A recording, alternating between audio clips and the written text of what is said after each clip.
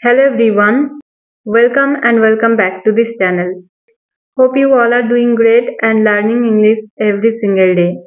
আজকের এই ভিডিওতে আমি আপনাদের সাথে শেয়ার করব 4 ধরনের অ্যাডভান্স ইংলিশ স্ট্রাকচার।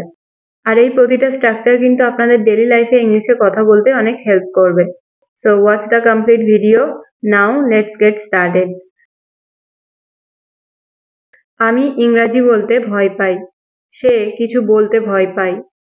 আমি তাকে জিজ্ঞাসা করতে ভয় পাই। তারা এখানে আসতে ভয় পায়। তো প্রথম স্ট্রাকচারে আমরা দেখব এই টাইপের বাক্যগুলো কিভাবে ইংরেজিতে বলতে হয়। তো এই প্রতিটা বাক্যে আমরা দেখতে পাচ্ছি সাবজেক্ট মানে কর্তা কোনো কাজ করতে ভয় পায়। তো যখন কোনো সেন্টেন্সে কর্তা বা সাবজেক্ট কোনো কাজ করতে ভয় পায় বোঝাবে, সেই ক্ষেত্রে আমাদের ইংলিশে ব্যবহার করতে হবে স্কেয়ার্ড অফ। স্কেয়ার্ড অফ, ওকে। তো এই টাইপের বাক্যগুলোকে ইংলিশে বলতে হলে কমপ্লিট সেন্টেন্স স্ট্রাকচার হবে subject plus am is are plus scared of plus ভার্বের ing ফর্ম প্লাস অবজেক্ট। তো এই ছিল আমাদের সেন্টেন্স স্ট্রাকচার।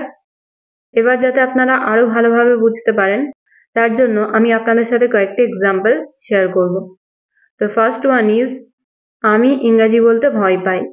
আমি ইংরেজি বলতে ভয় পাই।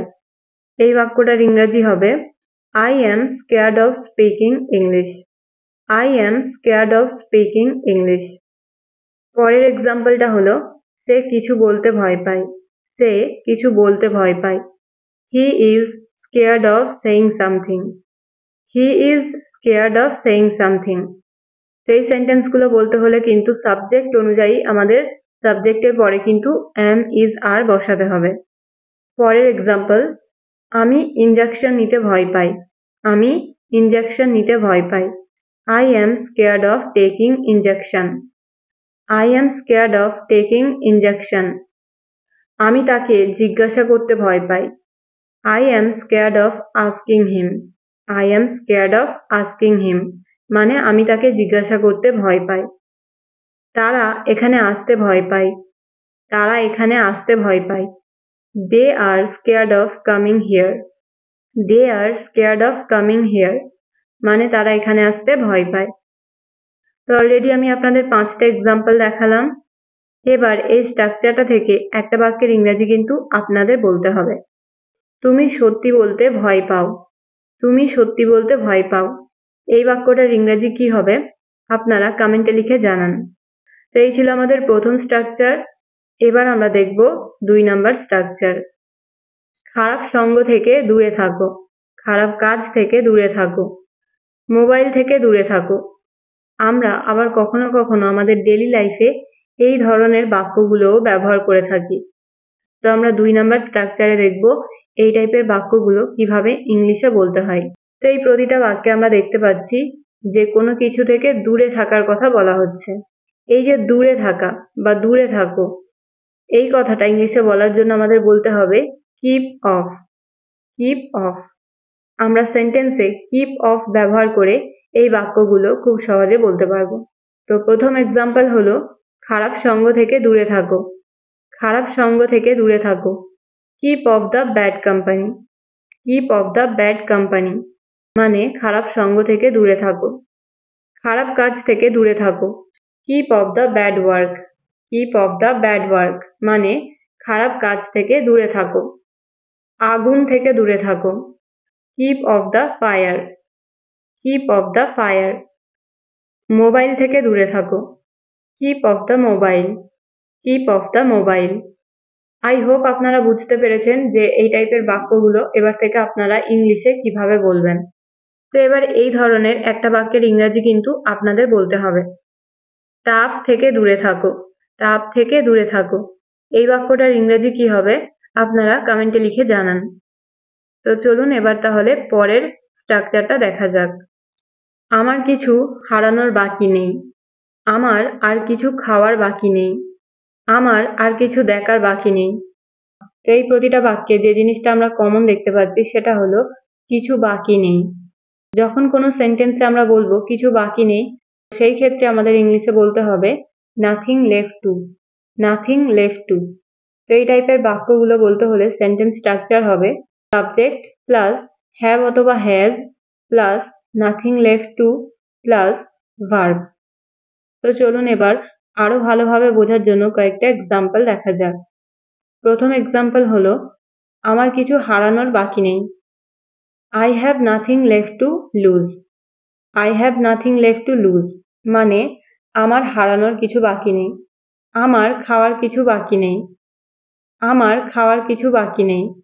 I have nothing left to eat. I have nothing left to eat মানে আমার খাওয়ার কিছু বাকি নেই। পরের এক্সাম্পল হলো, দেখার কিছু বাকি নেই। দেখার কিছু বাকি নেই। There is nothing left to see. There is nothing left to see আমার এই ব্যাপারে আর কিছু জানার নেই। I have nothing left to know about this matter. I have nothing left to know about this matter. আমার কিছু করার বাকি নেই। I have nothing left to do. I have nothing left to do. এবার এই স্ট্রাকচারটা থেকে একটা বাক্যের ইংরেজি আপনারা বলবেন। বাক্যটা হলো, আমার কিছু শেখার বাকি নেই। আমার কিছু শেখার বাকি নেই। তো এই বাক্যটার ইংরেজি আপনারা কিভাবে বলবেন কমেন্টে লিখে জানান।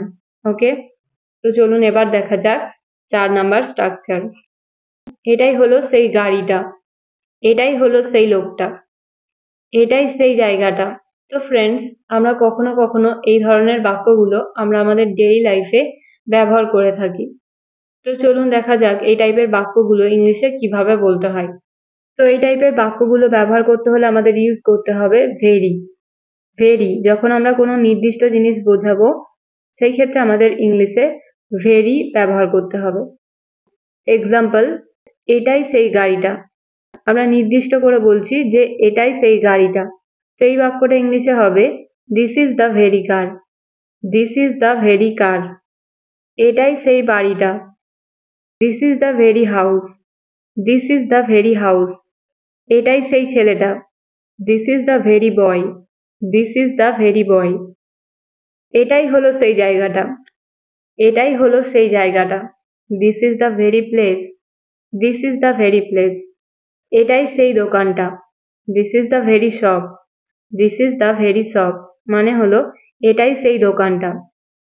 সো আই হোপ আপনারা বুঝতে পেরেছেন যে এই টাইপের বাক্যগুলো ইংলিশে কিভাবে বলতে হয়। তো এবার একটা বাক্যের ইংরেজি আপনাদের কমেন্টে লিখে জানাতে হবে। তো সেটা হলো, এটাই সেই স্কুলটা। এটাই সেই স্কুলটা। এই বাক্যটার ইংরেজি কি হবে আপনারা কমেন্টে লিখে জানান। তো ফ্রেন্ডস, আমি প্রথমেই বলেছিলাম যে এই ভিডিওতে আমি আপনাদের সাথে 4 ধরনের স্ট্রাকচার শেয়ার করব।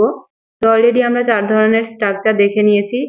এবার আপনাদের কাজ হলো এই স্ট্রাকচারগুলোর মাধ্যমে আরো বেশি বেশি সেন্টেন্স নিজেরা বানিয়ে প্র্যাকটিস করা।